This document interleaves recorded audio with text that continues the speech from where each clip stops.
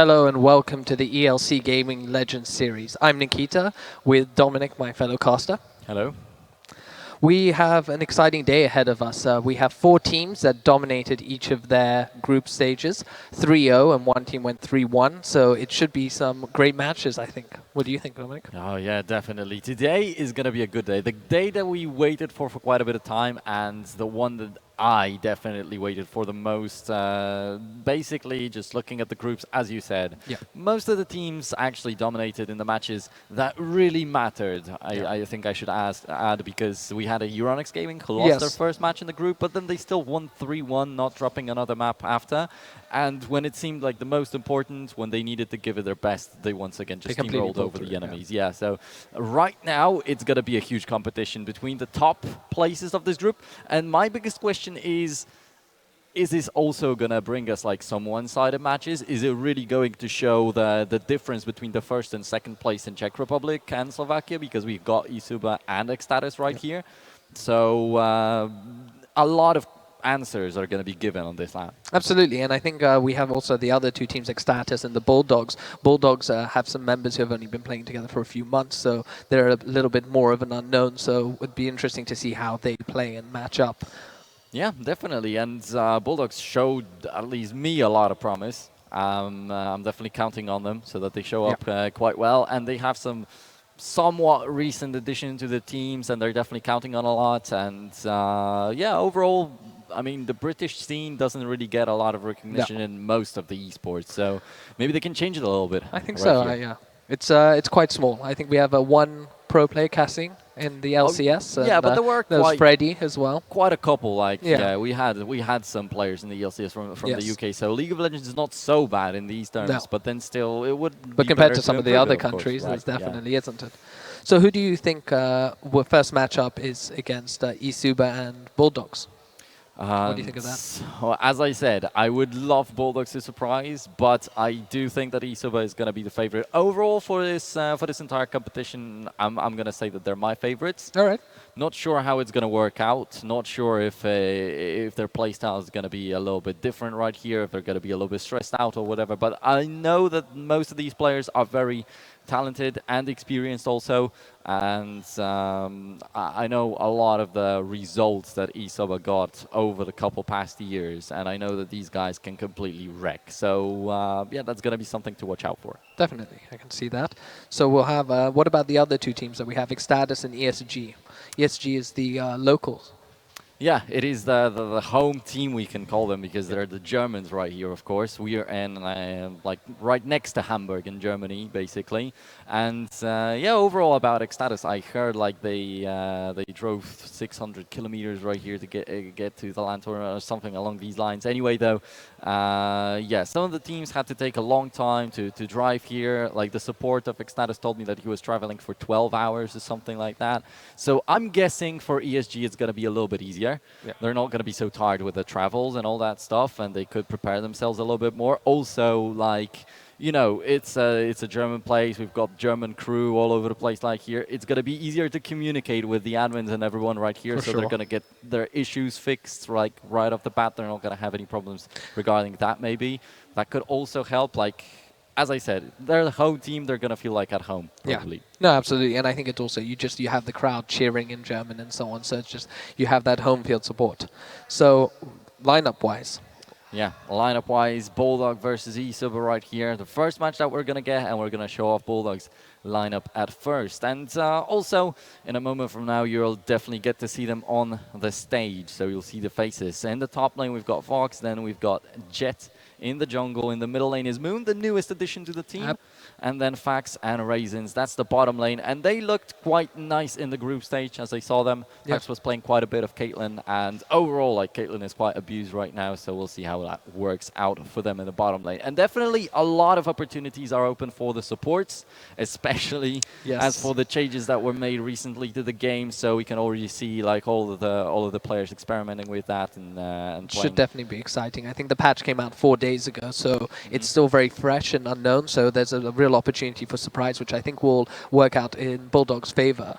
because the other teams haven't necessarily been able to prepare as much. Yeah, that's exactly the thing. And as we mentioned, ESG and them not having to like spend so much time on traveling, I can also add that maybe they had more time for preparing, like reading through the patch notes and getting straight into this one perfectly prepared, perfectly seasoned. And overall, for picks and bans, we're going to have 5 bans right here too. Yes. So that's a little bit of a change because in the group stages we had only 3 bans. The old way was done. So that's a little bit different. Of course, that's going to change a little bit in here. And I'm wondering if maybe we're going to get to see some more support bans if these changes were actually so vital to the game. Now, eSuba's lineup is going to show up on our screens. So with eSuba, we have Jeski in top lane, Humanoid in the jungle. He's the middle laner, I think. Ah, okay. Neons then would be... He's the AD carry. He's the AD and carry, okay. So Denik is... So here we go. So we have Sikutka as the top lane, Jejki is the jungle, Humanoid in mid, Neon as the AD carry, and Denik as support. Yeah, that's how it goes right here. Slightly mixed, but if I remember correctly, they're sitting in the proper order on the stage. I think so, yeah. And everything in-game should be also sorted, so that's going to be perfectly fine. And also, since everybody's on the spots, like probably there's not going to be so many problems forced by the lack of the tournament client, because that's, well, yeah, of course, it's really hard to get for these little LAN tournaments, right? It's not so so keen on letting out their secrets into the public. But yeah, we're gonna get everything straight pretty quick. So both the teams are now preparing on the stage. Some of them, I think I saw them like going out right now for a smoke or for a quick group talk before they start the match. So we'll be ready. Well, I was talking to the teams pre-match, and they were really brainstorming on what the 5 ban, how it will work out, and so on. I don't know if you want to walk through the viewers on the new system, because it's just gone live with the latest patch and how the ban ordering works. Oh yeah, overall it's going to be a little bit different, if I'm not mistaken, right here, because the bans will be discussed between the teams actually, rather than done in game, and then they will be like mirrored in game to what they've done a little bit earlier.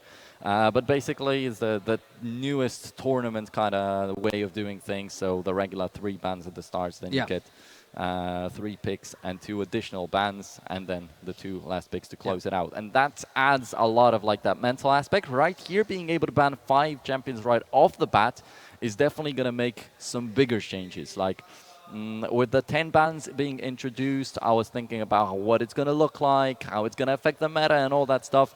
But it all comes down to like you just have to lock in 2 different lanes. So you're forced to ban you're forced to target the lanes that your enemy still lacks, right? Yeah. Right here, if we're going to ban 5 champions right off the bat, it's definitely going to be so much different. Of course, and I think this is the interesting part, and it's added a lot of depth, so I'm very supportive of Riot's decision to add this in this season, because ultimately, you know, you have some teams that are really looking to play with a certain play style, maybe a wombo combo, and if the other team can recognize that, then they can force the other team, they can ban out 2 key champions or champions that are very effective and maybe reduce how effective the comp is. So it just adds another layer of depth to the pick and ban phase, which I think is really interesting. Yeah, for the 90% of solo queue, it's still going to go down to just banning the most OP champions or whatever. Yasuo apparently hasn't seen play. Like 90% of the time it's banned, so it's one of those things, definitely. Yeah, but definitely will bring a lot of like more depth to these top games in Challenger, and also in the Master tiers. So definitely it's going to get more interesting right there to maybe watch some of your favorite pro players or streamers like just do casual gaming. Yes, casual, absolutely. Quote unquote, right? I think it'll be interesting also because so we have Bulldogs and eSuba first, but then we have the next 2 teams later on. So it'll be interesting to see if they might adapt based on what the Bulldogs and eSuba choose to play. It is possible because as we already mentioned, just we talked to the support of Xstatus just a while ago, and he told me that he was traveling for 12 hours and he was like quickly testing all the new items and stuff. So some of them might not even know exactly how it works inside of the game. Yeah. And even if they had the time to prepare it, like maybe they didn't have enough team practice, because, you know, it's always different when you're playing with the entirety of the team. Oh, you're in a real team fight and stuff like that. It's harder to coordinate all that stuff. But I'm quite sure that these players are capable of figuring it out on the spot. Basically, we've got two huge names right here in the form of eSuba and ESG teams that have been taking part in the Challenger Series qualifiers and really fighting for the real like top spots in the League of Legends Well, they've been industry. trying to break into Challenger scene and then the LCS itself, and they've been quite. I think they performed quite well in the Challenger scene qualifiers before, haven't Yeah, they? yeah, definitely. In the past years, these teams have done quite well, and you can just look forward to them doing it again, maybe. But, well, with all the newer organizations just surfacing, with all the big names taking over the scene, it might be a little bit harder from now on, but that just motivates you to work harder. Yeah, absolutely. I think it's you know, you've got to be focused, you've got to do your best, and at the end of the day, I think a big part of it is you can't underestimate your opponents. You might not know them, but we've had a lot of players, and even in the professional scene in the LCS, who have suddenly just come in and suddenly dominated and performed incredibly well, Yeah. which people wouldn't have maybe predicted beforehand. Yeah, but sometimes, like, you've got also players that just drop off. Yeah. Like they sometimes go from EU to NA and then they just don't perform so well right there, drop down to the Challenger Series level and then completely deteriorate, right? So what do you think about communication? Because two of these teams, or three of them, like, you know, one of them is all German, the other two are Czechoslovakian, but Bulldogs, they're a bit of a mixture. How do you, I think they have German, English, and And a Danish player, I Danish, think, I if I'm believe, not yeah. mistaken. So do you think that will affect their communication? There is a possibility, but I don't think so. We were talking to Bulldog a little bit earlier, and they said that the only guy that might have a little bit different of an English is Moon, Yeah. the mid laner who's German, and they only said that he's got a German accent, but it's perfectly fine for him to use it. And we heard him, fine. at least I did, because I was just standing around there for like 5-10 minutes. So I heard him talking English, and yeah, no problems with that. Yeah. He's not going to lack in vocabulary or No, whatever. He's not I gonna don't think so. stutter And I or think a anything lot like of the teams, they figure out how to communicate very efficiently and effectively within games to make sure that there's no slip-ups there. Yeah, So- but then you've got the addition of it being a LAN tournament, of us being heard out there, so the teams might might hear the background noise, might hear the Yeah. fans, might be distracted by people waving hands in the crowd and all that stuff. So it always is an additional factor, and the teams that aren't experienced with LANs might be having problems with that. Like many times in all the games, not only in League of Legends, but in all the esports games, we face, first of all, on a tournament, one major issue that is setting up the communication. Very oftentimes we do see early pauses to just fix TeamSpeak and stuff like that. So over and over and over again, we might be seeing those because when you're just testing, when you're preparing on the scene, when we do the rehearsals in here, is just brief.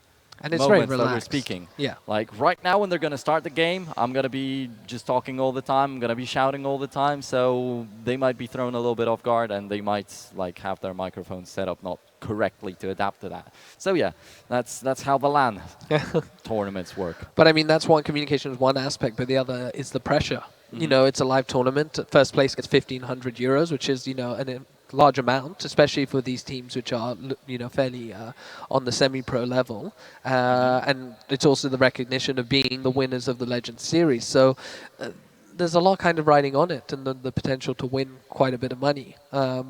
And that sometimes gets to players, even if they have a bit of experience. This LAN experience can be so invaluable to young players who are up and coming and so on, who are looking to go pro full time, to just get used to smaller crowds, and then they grow a bit bigger and bigger so that they know how to deal with that pressure when, you know, the finals are on the line. Yeah, definitely. And it's also going to be a little bit of a motivating aspect right here, but there is something to fight for. And in League of Legends, I feel like we've got a lot of like weekly tournaments that don't really give you a lot of prize money.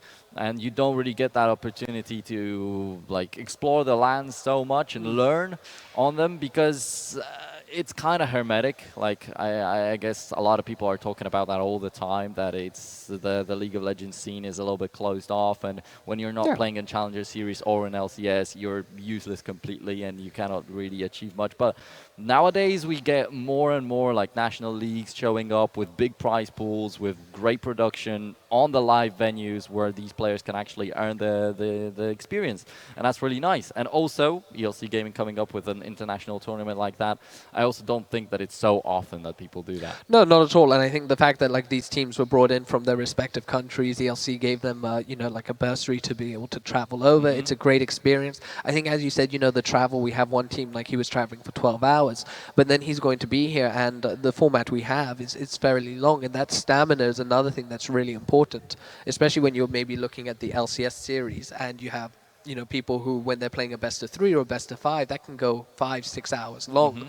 So it's very important that pro players and the semi-pros here have that stamina and that experience of the concentration that's required, the focus, and, you know, it doesn't let up, or they also know how to pace themselves. Yeah, and especially that we have a lot of young players right here. For instance, in Extatus, we've got a 16-year-old player and a 17-year-old player, and they seem very cheerful this far.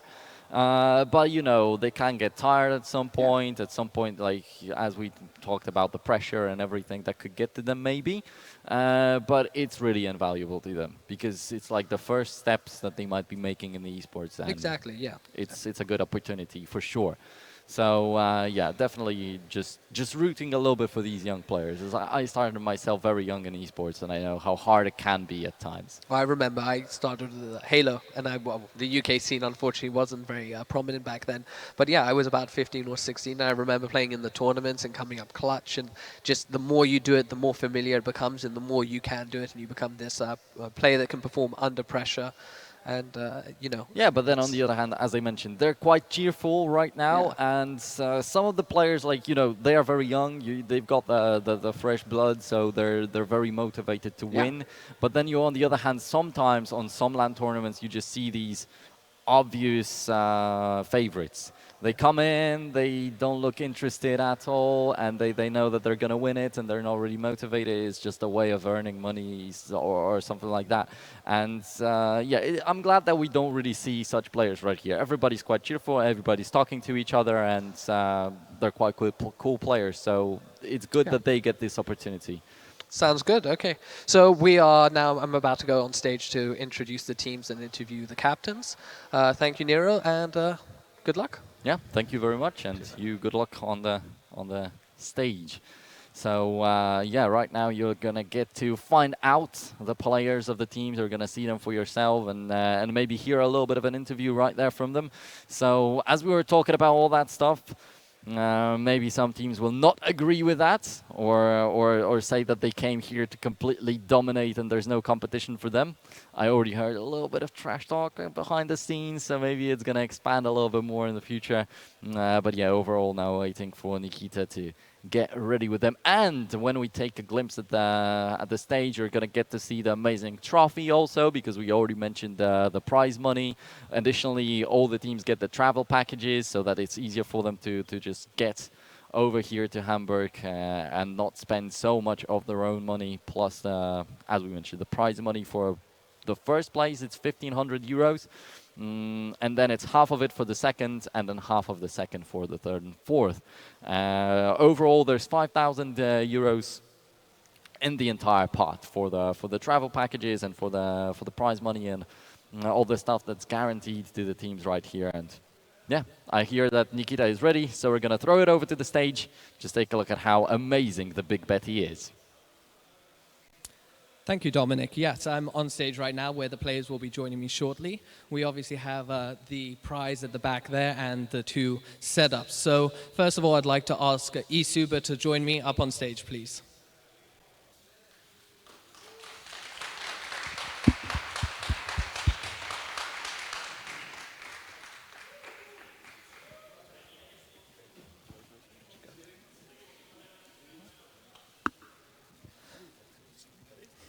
So this is eSuba. So how are you guys feeling?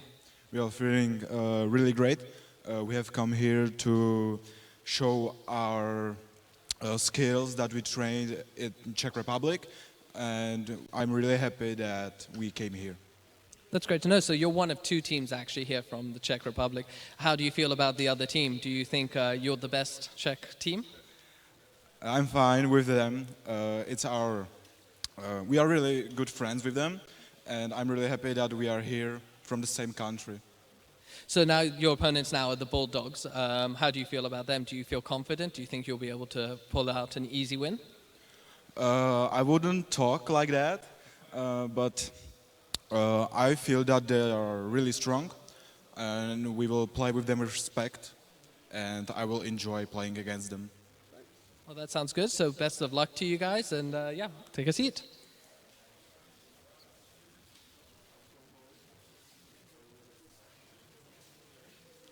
So the next team to join me up on stage is the Bulldogs. They are a British team and actually the most international team of all the teams here.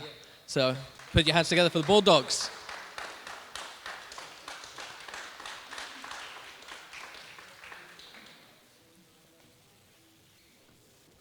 So how are you guys feeling? Yeah, we're feeling really good. It's nice to be in Hamburg. First time here, so yeah. So how long have you guys been playing together? Because I think you, two of you are newer members of the team. Yeah, me and our mid laner, Moon.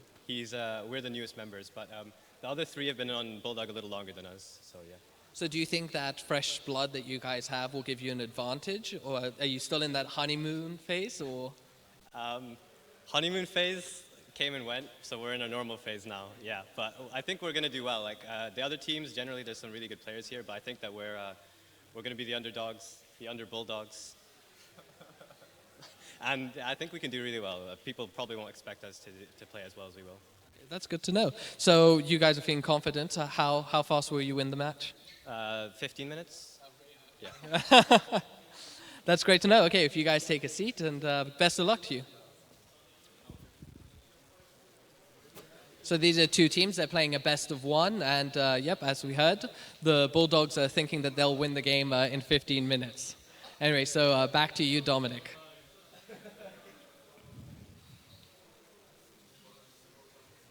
Oh yeah, interesting enough. 15 minutes it is. All right, I'll have my watch prepared, and we'll be looking at that. Good But luck, guys. anyway, as Nikita mentioned on the stage, it's pretty important to actually talk about the overall format of this tournament that we're having right here of the LAN Finals, because overall the format is very similar to the groups, which is going to surprise probably a couple of people out there. At least it did surprise me, because we're not holding the regular semi-finals into the grand finals thingy.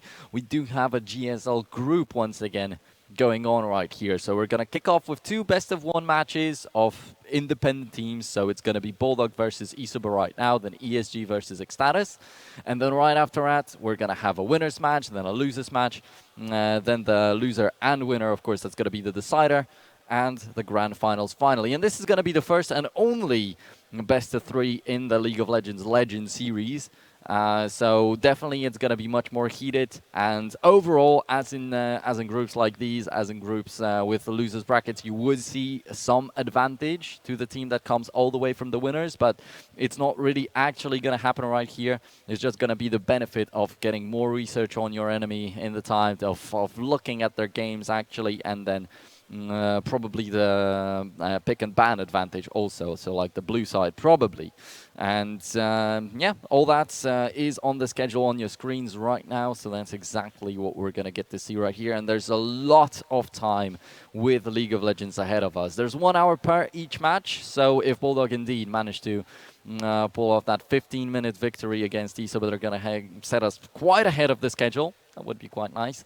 But then on the other hand, I'm quite sure that eSuba is going to put up a lot of a fight. And it's important to mention, like Bulldog said, they're probably going to be the underdogs for the entirety of the tournament. And I have some hopes in them. I'd like to see them perform well overall, just for the maybe recognition of the British scene a little bit, but also because they're quite nice guys, actually, talking to them.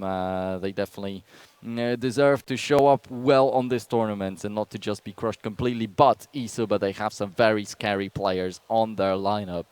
At least Sakutka, their top laner, is on the mouth of the Polish players a lot of the time. I heard about him all the time when I was like chilling on some Polish lands. Everybody said that the way, well, I played against this guy, he's quite good, and yeah, it's better to prepare for him and stuff like that. So he's definitely going to be quite scary. Overall, Humanoid in the group stage, he completely dominated in the middle lane. His Syndra is amazing, and we're going to get to see a good face-off in the bottom lane, I think.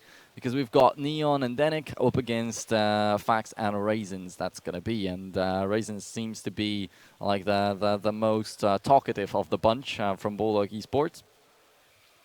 So he's the guy that I'm like the most familiar with this far, but I'm quite sure that I'm gonna get to know the other players a lot better too. But Neon also impressed me a lot in the group stage, and like we were talking about Fax a little bit earlier, the champions that he prefers, and that he was playing quite a bit of Caitlyn back in the groups. It's pretty much the same for Neon, and we might see some changes in the bottom lane overall. Due to the additional support items and all of that getting completely scrambled and mixed up, and Redemption getting slightly nerfed. Zeke's Heralds, that seems to be quite a strong item right now, and I think that it's going to become a little bit of a focus. Of course, Ardent Sensor is up there as the top item, as it has been for the couple of past weeks, maybe months even.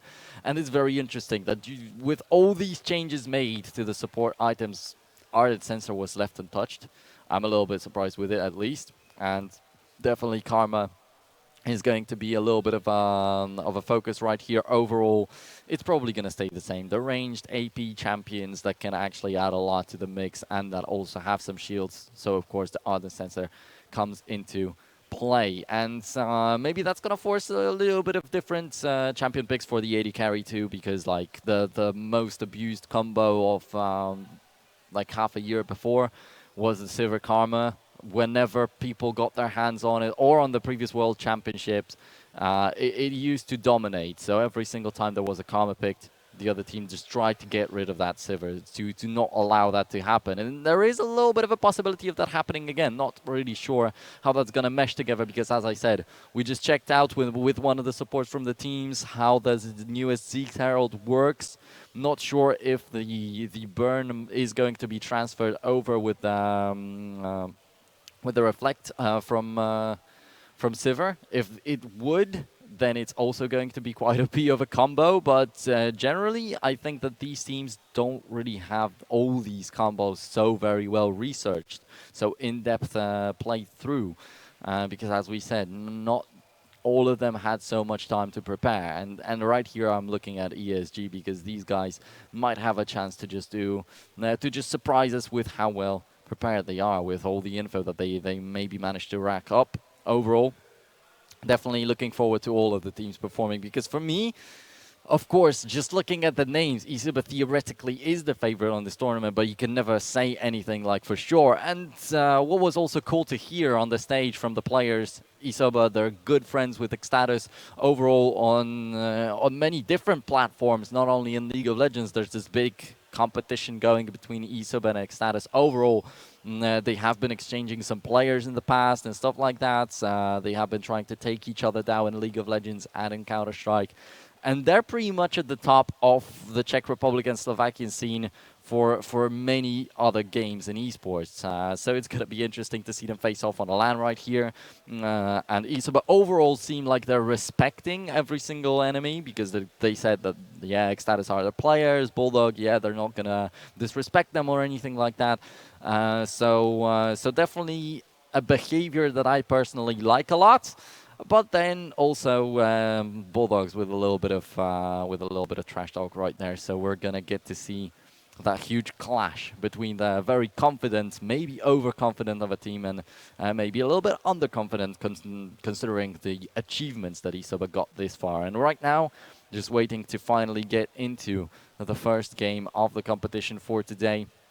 It is Bulldog versus eSuba. Next up is Euronics versus Ecstatus, and then it's all going to finally start. And as I mentioned, like, we do get these to see these teams on LAN. That's a big part of the deal for sure. But the most interesting thing for me is that these first places of each and respective groups are facing off against each other finally. No matter if it's LAN or online, it's going to give me a little bit of an idea of what it all actually was like.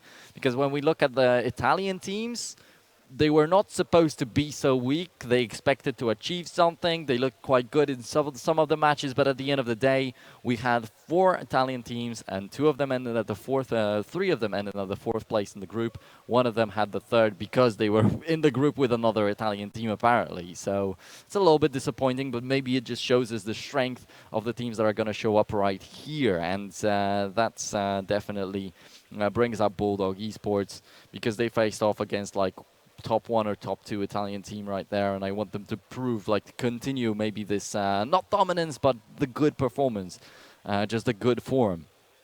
So we are supposed to go into the draft in just a moment, as I heard. So shortly we're going to start with the bans, and as I said, the bans right here are going to be particularly interesting, and maybe something new is going to pop up. Probably Zach's still going to be banned, just tiny nerfs to him. Still doesn't change the impact that he's got on the game overall, with the ultimate, all the crazy stuff that you can do, and also just sticking and pulling all the enemies together. They came up with some very interesting mechanics, that for sure, but usually when you come up with all those great interesting skills and stuff, it's hard and harder to balance them every single time. So yeah, it was changed in order to make him a little bit more playable, in order to just bring him back to the meta a little bit, and there we go. Turned out to be a little bit too much. Elise is going to be our first ban, so a little bit of a jungle focus already, and if it continues like that, still, with the 5 bans, a lot of people were theorizing that maybe that's going to surface some additional champions that could be played, something completely different. Okay, never mind. The ban was changed to Ivern, so it's wasn't locked in just yet. Bulldog just playing around, but still remains as a jungle ban. And Ivern did get nerfed, but also not such a significant one on the shield of his. It's definitely going to make a difference. But still, as well, just continuing what I was supposed to say, you've still got a limited pool of champions that you're gonna take into account. Like very often, like even now, the teams say that for the bottom lane, it's probably gonna be something like Varus and Ashe, of course, the amazing engaging ults, and then also Caitlyn, so the regular standard that you fall back to. So if Twitch, if Sivir, and if possibly maybe Jhin, after all these changes, is going to be taken into account, then that's only when the other champions are gone. Of course, for me, Ezreal is always in the cards. As always, a proficient AD carry is going to be able to execute him very well, and with that, completely snowball the game. But some people just try to do that a little bit too hard, and then they fail on that way with the Ezreal, so it's still risky. As always, of course. And Twitch is also going to be taken out. Lee Sin, another ban, and then there you go. We've got Ivern, Lee Sin, and Zac already taken out of the game. That's still going to leave us with Gragas, definitely, with Elise, for sure, possibly. Some Rek'Sai or something completely newer. Showing up in the mix, Warwick. Lately, just seeing a lot of Warwick played by Xerxes overall in the LCS. Obviously, he was the guy that tried to bring it up already like half a year ago. But in my opinion, right there, it lacked a little bit of something. Like, it started losing impact. He never had that game where he could snowball completely and destroy it. And lately is just starting to go a little bit better. So, like, there's a team fight where he starts with 300 HP remaining, jumps in. After the team fight, he's on full health. So that definitely brings a lot more impact nowadays. But no, we're not seeing a Warwick apparently, as we can see right here. It's going to be at least picked, not banned by Bulldogs, how they suggested at the start of this PNB. And eSuba right now with Gragas and Syndra. And as I mentioned, Humanoid with his Syndra, he could completely annihilate the enemy team in the group stage. The question is Bulldogs going to give him so much of a chance? Are they going to be so neglectable kind of out there? And yeah, Ari, it was being trained by the mid laner of Bulldog on the playground a little bit before the matches started. So I guess he's confident enough with it because he knew already what he would be going for, and he just sticks to it. And also had a little bit of trouble with it, because I think that when he was clicking both the Charm and the Spirit Rush at the same time, he would go a little bit to the side. So that's interesting. And we'll see if that's actually fixed in the actual game, because I'm quite sure that, well, he's going to try to pull off that combo, and Tamkench is going to be added up for eSuba. This far, not really seeing these superb combinations that I thought that we're going to get to see. I think that Karma right now should be one of the top priorities for that bottom lane, because the Zeke's Herald is just outstandingly good. And that we're not seeing it might be caused by one of the teams just not preparing enough, just not having enough time to look through all the patches and stuff like this. But then still, maybe they come up with some different combos for this one. But Thresh, always very, very important of a champion when he's going to get picked. Like, he's very universal, like the Varus and the Ashe are always going to be, because you have that amazing engaging ult. Like Rumble and Cannon are always going to be when the World Championships come, no matter how much nerf they get. Just this equalizer from Rumble, it does so much to the team fights that you cannot forget about it. And when you want to dominate the team fights, when you want to divide your team or just force them into an uncomfortable position, that's how you do it. With Varus, you can start a great team fight instantly. With Ashe, you can help out the side lanes a lot, and you can have a lot of like tries. You can test, poke around, and when one of these arrows just works out, it's gonna be perfect. The same with Thresh. He's got a hook, solid CC that's gonna pull in one of the enemies into your team, and that's going to grant you an easy kill, possibly. If you catch somebody out successfully. And then you've got the Lantern, and this is just way too much with the Lantern. Repositioning your teammates, saving them from the worst situations. And when it comes to worst, when it comes to tournaments like these, when everything's on the line right now on the LAN Finals, if you actually take the 3rd or 4th place, you don't get so much. And the travel packages, of course, are there, but I'm not too sure if that is enough to cover like the further travels and stuff like that. So for the teams that came here from like UK, for Bulldogs possibly, they're not going to be comfortable with just getting this much money. And yeah, we're finally hopping into the game. So we'll get to find out. Overall, it seems like Bulldog definitely have a good catch composition. With Elise, with the Cocoon, you've got, of course, the Shadow Dash on Shen. You've got the hook that I was already talking about, the Death Sentence. And additionally, on Ari, everything just meshes really well to catch somebody out, to assassinate them possibly. And then on the other hand, Yaki might be having a hard time doing that on his Kazakhs if he prefers to go that way. But then you've got also Humanoid on eSuba, and I was talking about how strong he can be.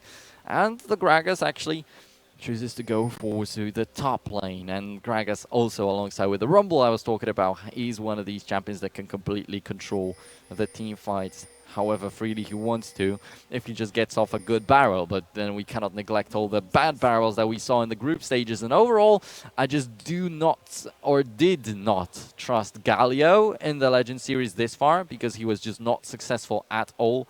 Most of the top laners didn't even get good ults off. And it might sound a little bit noobish. You might think that I want to see a 5-man knock-up in order to call something a good ult, but no. Also, the positioning aspect is very important, but I never really saw somebody forcing the enemy team into a bad position or knocking anybody up with that Galio, so it was like real weird. It was like completely random and without an impact, so hopefully it's going to be better if he shows up on these matches, because of course for the first map he was banned. And once again we're getting back into the trap of the best of ones right here. Some of the teams might not be so warmed up into playing so quick maps and might like to just play the regular best of threes, might rather just see the semi-finals into the grand finals instead of a GSL group right here on the LAN tournament. But well, there's no helping that already. And as far as I know, right now Euronics and the Xatus are preparing the PCs right next to the stage, so they will be definitely considerably warmed up, while for eSuba and Bulldogs that time was fairly limited, so hopefully we're not going to get to see just pure mistakes of the nature of not having played so much right here when they arrived. Anyway though, for now in the start, not much really happening. In the top lane, Shen is getting a fair advantage in the CS, and right now Yaki has the problems that I was always talking about. That Kazakhs is going to have a hard time overall. He's outnumbered by the amount of enemies that are capable of doing similar stuff to him on the enemy team, and he gets caught out, while Many of the times in the history of League of Legends, Kha'Zix was the ultimate assassin to just annihilate everybody that is in his way. Now, he's going to be back in the base, but looking at his CS, it's not looking so bad for him. After all, it would be about time to gank, maybe a little bit too late, maybe a little bit earlier with the gank, but surely one of the first moments where he backs away. And blue buff also didn't get stolen. There's not much of that jungle control even taken by Bulldogs. If I'm not mistaken, they didn't even leave a single ward, so only in the middle of the river right next to the dragon. But talking about Drake already, it's going to be an important focus for both the teams. Infernal Drake surely is going to be big for Bulldogs, who will want to erase whoever they catch. But then you've got a Tamkench and a Gragas in the enemy team. These are going to be the harder targets. Tamkench also is going to be able to save somebody just as effectively as the Thresh possibly. So yeah, just rather than going for the heroes that are going to choose to follow the latest meta builds, to just go for the Ardent Sensor, combine it. Oh, we've got a nice gank coming in from Yaki, and I did not expect him to just recover from what happened in his jungle so quickly. So Humanoid is going to catch the first blood. And I was talking about how this Syndra could be important, could be dangerous, and now it starts coming into play. The lever was pulled, and now the question is, how far is the cart gonna go? How much is Bulldog going to allow? Now he steals away that big raptor with the smite anyway. He's got a level advantage. He's had his mid laner right next to him, but now he's gone.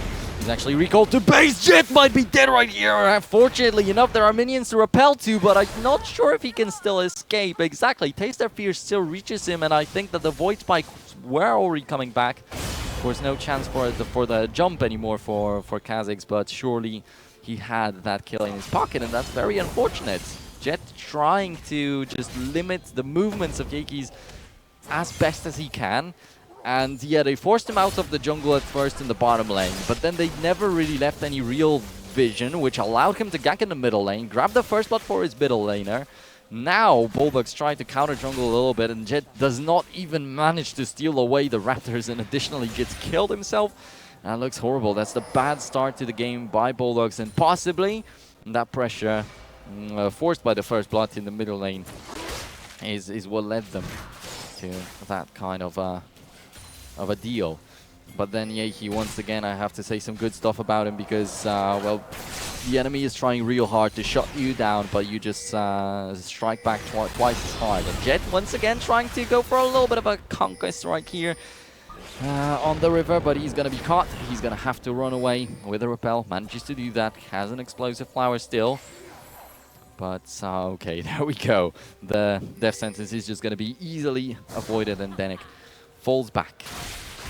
But still just putting the pressure, and that's very important. And there is vision from the red team. Yaki's hidden in the bushes, so there's no chance that Jet will spot him out, but I'm quite sure that he knows the enemy might be in there. And there we are, the Kha'Zix. He is always dangerous, but just take a look at that. Jet did not finish off the Krugs.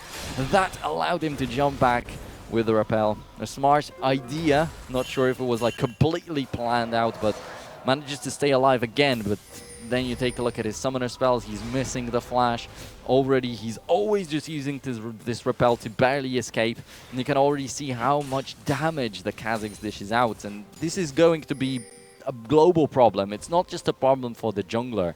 Soon he's going to show up on the lanes, and not too sure if Bulldogs can endure that. And Yaki's going to take care of the Infernal Drake real quickly also, which is, of course, not surprising to see at all. You force out the enemy jungler of your own jungle, then you don't even allow him to play safely in his own jungle when you see that he's recalling because he's already used up all his means of healing. Of course, forcing out all the stacks of that smite, not having a flash, just burning him down to like 200 HP. You're sure that he's going to fall back. And that secures him the Drake. 3-0 in terms of the kills. The Infernal Drake is secured by eSuba, and these guys are already building up a strong fortress right there. They also still have the Tamkench to save them if the time comes. if they even ever need it. But for now, most important thing is that Humanoid will be doing the damage alongside with Yeki, but can he survive right here? Jet once again not ready to use one until the moment he hits the cocoon, but there shows up the Tam Kenji. He's gonna try to run away, and Yeki from behind. He's a big threat. They have to watch out. They get that kill. But Raisins actually gets it, and it's not gonna be so much gold for the others. They're very much needed after being shot down so much, and what an ult! Jumping over the wall from the Dragon Pit, and that's gonna be a chain of corruption to stun up 2 to 3 people, get a triple kill combined for one single player, and that's the AD carry, the one that was missing, the one pillar of eSuba's team that needed to get something to start going, and finished off by Yeki.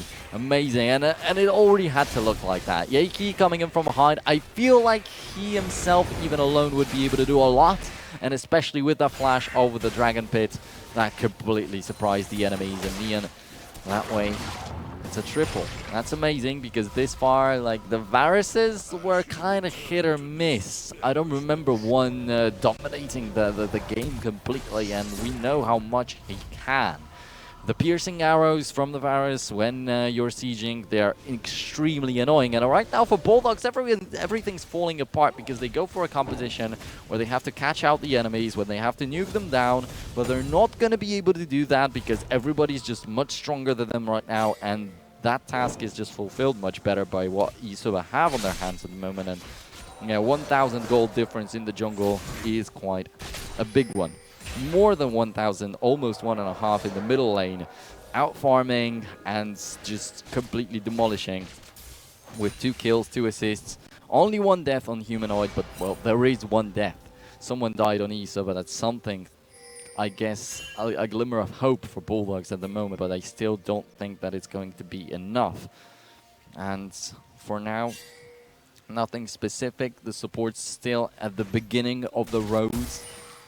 We have the relic shields for both of them, the sign stones and some shoes, but nothing special. So the first 4 items are not yet forming up even.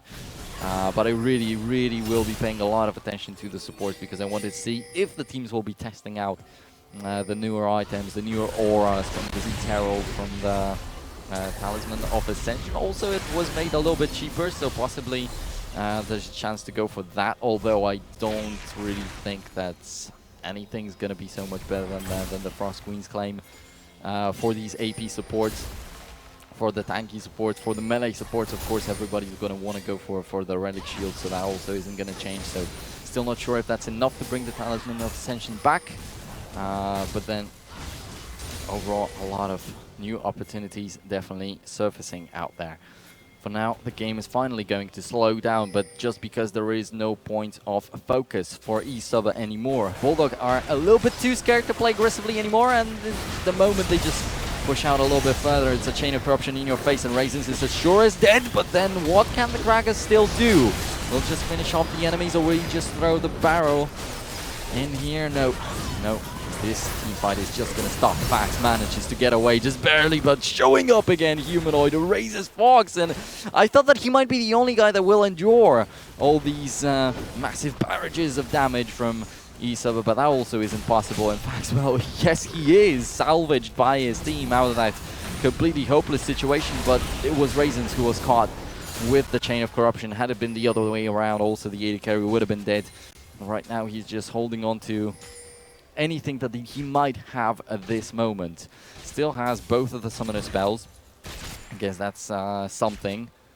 Right there in the bot lane. Still, the farm advantage is not so huge on Neon.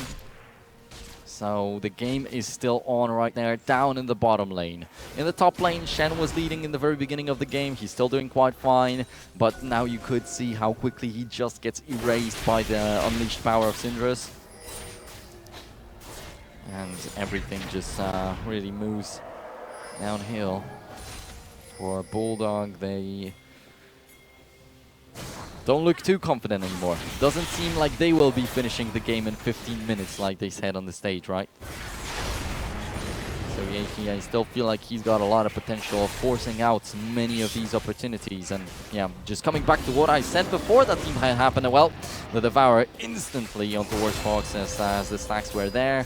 Then some better positioning from Dinik, and that's gonna finish off the deal. So just the guy that I expected to do a little bit better, that I expected not to die so quickly, just dies 2 times in a row in the span of like 1 minute, and that should seal the deal. And yeah, mentioning all the stuff that's happened in the groups, and this far, the disparity in the team skill level that we've seen in this tournament overall in the Legend Series, I thought that going finally to the LAN Finals is going to change a little bit, but right here we can see eSuba clearly dominating. And it wasn't for no reason that I said that they're going to be my favorites in this tournament. Of course, I always feel like it's the easiest thing to say that the strongest team on paper will be the victors and stuff like that, but right here, it really is going to be hard to surprise them. Overall, these guys are real strong, of a high caliber, and yeah, I have some unpleasant memories with one of my teams that I was a part of playing against them. So the turret's still not falling down so massively yet. Yeah, he actually brought to the top lane alongside with that Tamkage, but he right after that stops, and it is going to slightly interrupt the situation. 14th minute into the game, we finally get a pause, so not much was happening at the start, luckily enough, but right now, finally, we get to see some issues. Or finally, should I say, unfortunately, but anyway, Yaki, don't think that anything would have changed. And he just moved out there instantly. The Rift Herald is summoned, but right now, instantly, the Ural Snap Trap right underneath his feet, and a little bit of damage is done, but he just jumps in, and that's scary. Fax has to get away with Dark Passage. Kazakh still chasing around, but luckily enough, they know what's going on, that Caitlyn's got a little bit of means of survival. There's the 90 caliber net. You can still toss out the traps as you're running away, and the dark passage is more than enough to get back to safety. But overall, I'm not too sure if they feel confident with that, but they do. They jump in, the charm misses, the death sentence misses, but they still have that lantern, and it helped a lot. But the triple kill is too much on Varus. He just does so much damage, but finally goes down. Fax did not manage to catch that kill with the Piltover Peacemaker. It flew right past the corpse of the enemy AD carry, but that is supposed to get Bulldogs a little bit back into the game. A good kill, a good shutdown bonus after 5 frags on eSuba's AD carry, and Neon might have crossed the line right here, but I think it's more about the teammates just leaving him out there, or possibly him playing over aggressively, so the teammates didn't agree with that. Whatever the reason was for him being alone out there, definitely was not the right idea, especially after Yaki was just chasing around Fax a while ago right there, and he just decided to desert his teammate. Yaki right now instantly fixing his mistake, just doing something bigger on the map overall, putting the pressure on the enemy team again, and he's got the smite ready, he's got the taste, their fear, everything and anything that might be needed. Also with the Syndra, he will have a lot of burst damage, but they have control of the enemy jungle. They can see that nobody even approaches, and giving up an Infernal Drake, of course. Bulldogs were not aware of that. Now a great cocoon dodge from Yaki, still perfectly knowing that the danger might be waiting around the corner, and that's a thing that maybe Jet hasn't realized in the very beginning of the game. Maybe that's why he gave up that one of the first kills to the enemies. That's what's cost them so much, but it's too late to just talk about it anymore. Gonna kill on Raisins a little bit easy right now for eSuba, and I feel like they're dividing themselves a little bit. Maybe a little bit too much at times, but it still brings them the kills most of the time. With the Syndra, with the Kazakhs, that's of course what you want to do. You want to get a good engage with the Chain of Corruption, and right here, just click R, the classic situation when your Syndra gets ahead. 3-1-3 right now. Already seeing a Morel Nomicon. Already seeing a needlessly large rod, and the stun comes through. That's going to be the Scat of the week, and well, Kazakhs jumps in to seal the deal. Of course, the Tamkage was in the middle of all that trying to help, and he doesn't do as much damage. He doesn't compare to his mid laner and the jungler, the strongest players for me right now on the pitch. But then, of course, Neon does just as well. Another kill on Fox, and Effort is going to have to run away as quickly as possible. Humanoid gets pulled in, and he's going to die. That's a second death, and that's actually the most alongside with Neon of the teleport from behind. Finally, Gragas showing up, and it all is cleaned up, and it looks a lot too messy for me. And once again, I'm just going to refer to what I talked about so many times already, and just taking a look at the advantage in the top lane. 1300 gold that is, and with a Shen that started off so well, with a Gragas that's not really been participating so much in what's been happening this far, it is a huge advantage definitely. Overall in gold, it's almost 10,000. Just 400 gold more for eSuba, and they're going to cross that magical line that's at the newest like seasons, or even for a couple of seasons in a row now. It's just way too much to come back from. Situations like these have happened in the past, of course. You can't just lose all your focus and just get completely caught off guard, especially with the team that Bulldogs has, focused on catching you out. If they manage to shut down a couple of people, it might be possible to come back into this one, but overall, it's already a hopeless situation. And anyway, just coming back. In the finals, I expected it to be the top level of each group, and that they would kind of compare at some level. But right here we see somebody that's completely outclassing Bulldogs, unfortunately. And what I said, that it's a little bit too messy, is that eSuba don't even, you cannot see that masterpiece of a positioning kind of game. You don't see them necessarily executing some brilliant team fights or whatever. They are still even going for solo situations, just like Fat Wonder Kid right now. But then against the top laners, it's a normal thing to see. And then him still outplaying Fog just gives him the 4th death. And Fat Wonder Kid, just like that, gets the 4th kill. And the same amount of turrets has been taken down by eSuba. Bulldogs are not getting any kind of close to it. The Rip Herald was taken away by the enemy team. Finally, a good jump from Moon, but, well, okay, it is going to be enough this time. Gets away behind the wall, a little bit outside of the range for Syndra, and we do get to see these solo situations sometimes not paying out for eSuba, right? So we've got Humanoid dying right here. We had Neon kind of making a couple of mistakes already this far. And overall, I feel like both him and Humanoid are kind of left out a little bit too far behind sometimes. But yeah, as I say, maybe they're just not giving their 100% in this game. As one of the players that was interviewed on the stage said, they're gonna respect the enemy. They're gonna hope that they will have fun in this game.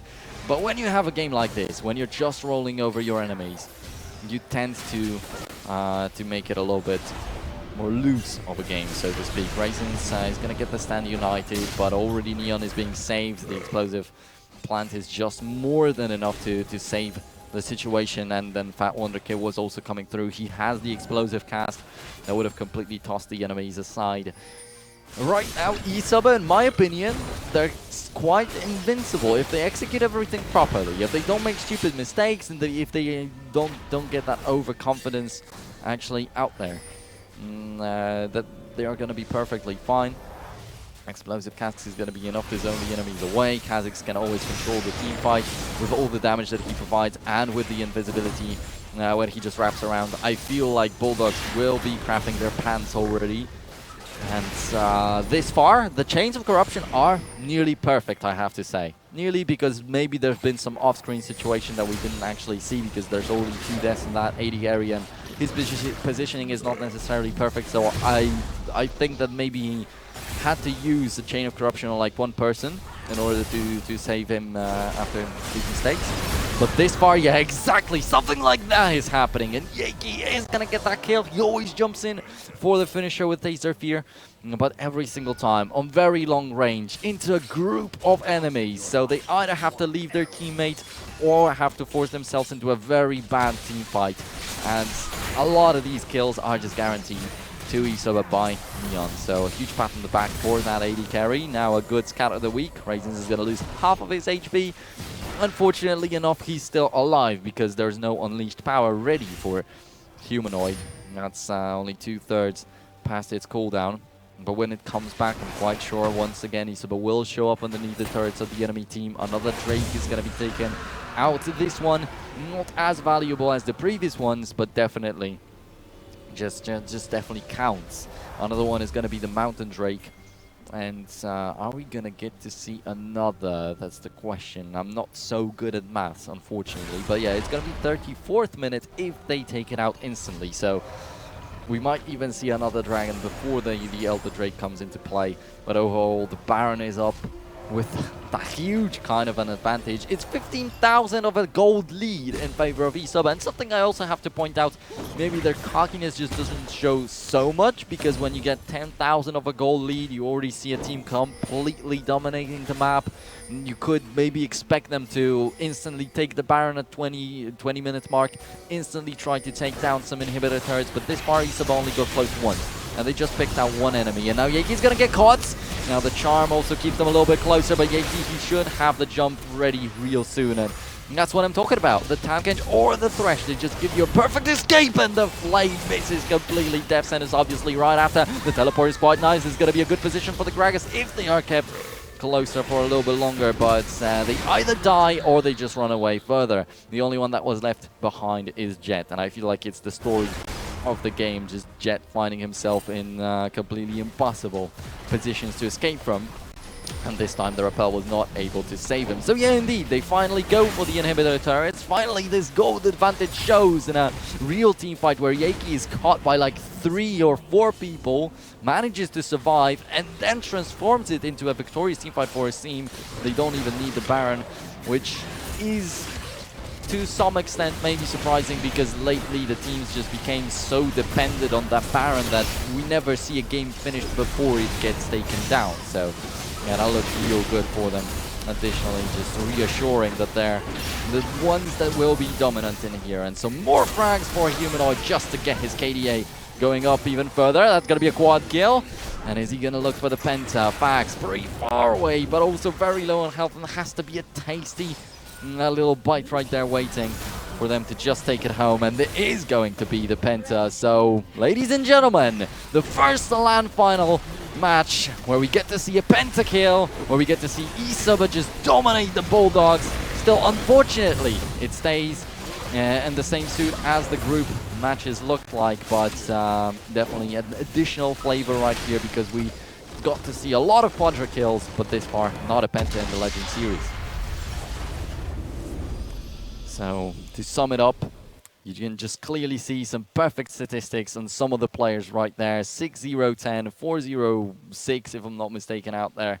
Overall, just amazing for eSuba, and this just shows you their strength. And right now, it might be a little bit of a mental game on the other teams that will be playing right now. I'm 100% sure that Euronics and Ecstatus were paying attention to what's happening on the stage, even if just with the corner of their eyes. If they were playing and then preparing for their own match during that moment, they definitely know what's happened, and it looks scary. And overall, it's not like the perfect environment I would expect, because I said that I thought that maybe some different picks are going to be of concern, and maybe quite a lot of the bans were targeted on the jungle, so something could still change out there. But Yaki definitely showing good performance, and I'm quite sure that he can show even better.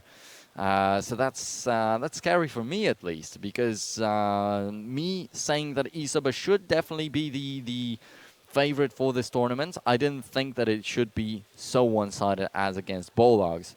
Now, hopefully the other teams can put up more of a fight, and hopefully Bulldogs will wake up a little bit, because as I mentioned, like both the teams, both eSuba and Bulldogs, didn't get so much time to warm up right here on the stage when they got here. So for the next match, Bulldog, hopefully they won't be the first team that just gets knocked out of the LAN Finals before they are able to even show us anything. So yeah, that's what it looks like. The next match is supposed to start at 1500 Central European Summer Time. Overall, this was not such a long match, definitely, but it could have been so much quicker with this kind of an advantage out there. As we said, the Baron could have been taken a little bit earlier, and then they could have instantly just commenced to finish the game. Overall, though, I like this behavior of eSubas. They know that they're really strong, but they are looking for some good games right here. They are looking to also have fun and not to just disrespect their enemies completely. They show what they can inside of the game, and they seemed really humble before the game. So I love it, definitely. and you have to be afraid of what's coming next. The winner of Euronics versus Ecstatis is going to be up against a huge challenge, and that's the first team in Czech Republic and Slovakia, apparently. Ecstatis is the second one. If they can perform just like that, I'm gonna be amazed with the level of the final matches that we're gonna get to see today. And remember that we're going to have a best of 3 match actually also as the grand finals. So finally we're gonna get to see some more maps, some maybe deeper mind games, maybe different picks and bans. All over the place right there. And yeah, Galio, Zach, very, very popular of champions that we can see overall in the League of Legends meta lately. Both of them were banned. I'm wondering if there is a possibility, if only just a little one, but if we're gonna get to see one of these champions picked up, and if yes, then hopefully they will be executed well. And as I already mentioned, Sekutka, he's a very strong top lane player out there on the lineup of eSuba. If he gets that Galio into his hands, I'll be sure to finally see a good Galio in the Legend series. So definitely I'm keeping my fingers crossed for that happening. Though overall, you cannot also forget the other teams, because they're here to fight. Euronics Gaming, they have something to defend. This tournament is on their home turf, so hopefully the Germans will not be devoured by the strength from the more eastern Europe, so to speak.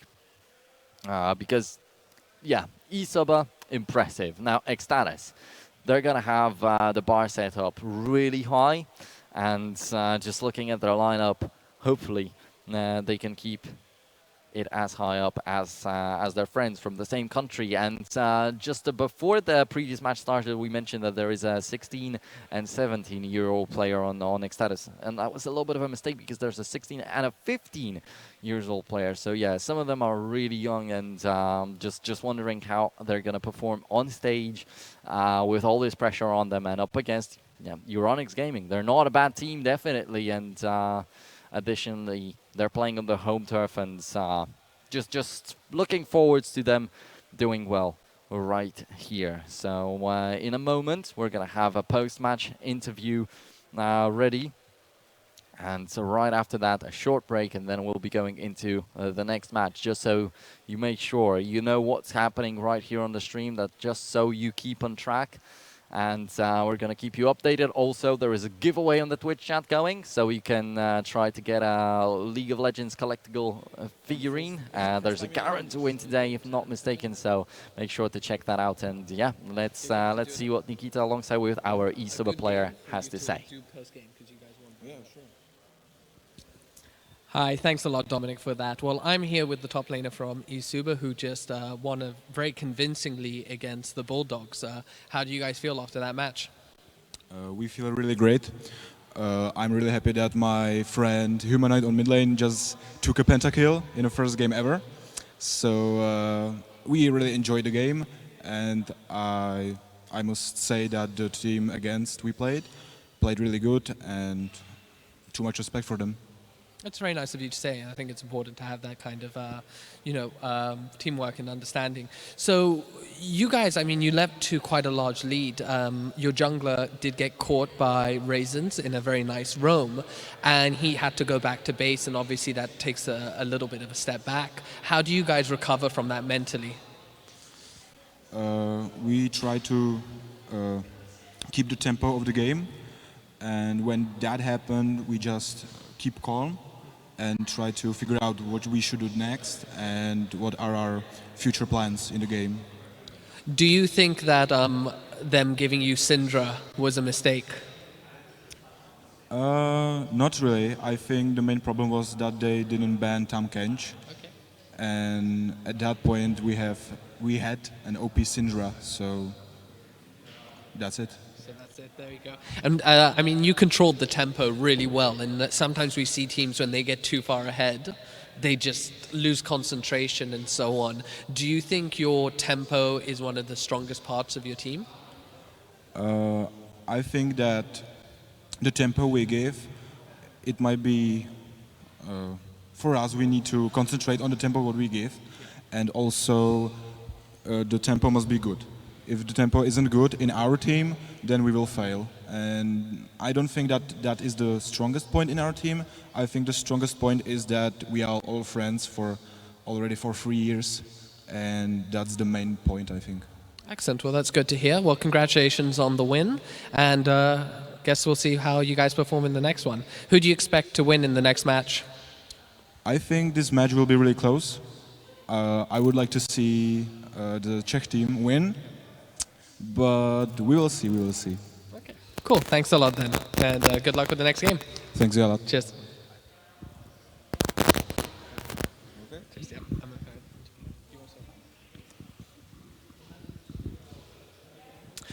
Thank you once again for that. And very graciously, Raisins from the Bulldogs has agreed to join me for a post-match interview.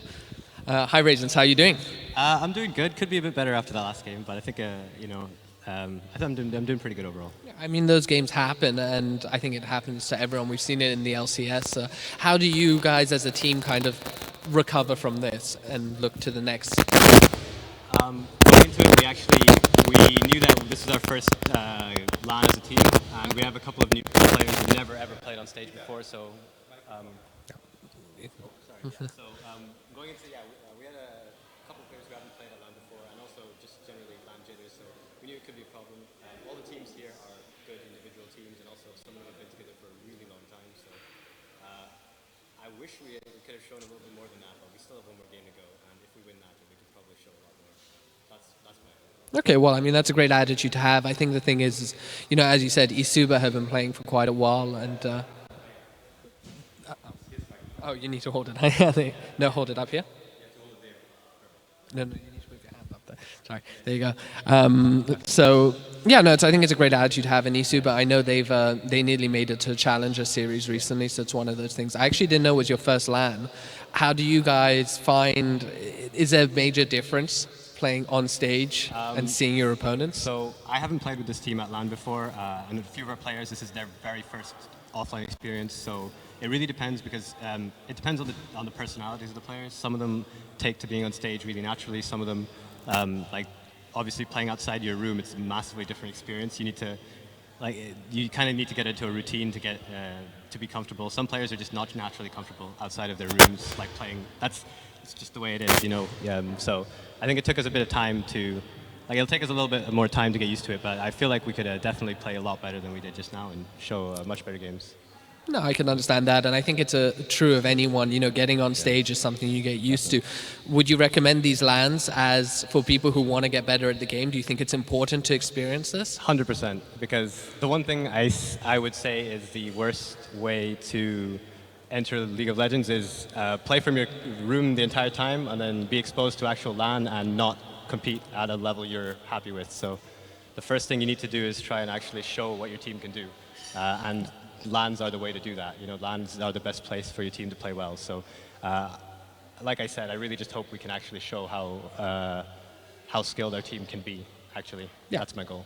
Excellent. Well, look, thanks again, Raisins, for coming up here. I know it's brave of you to be willing No to problem. do this. No problem. Appreciate it, and best of luck in your next match then. Sure. Cheers then.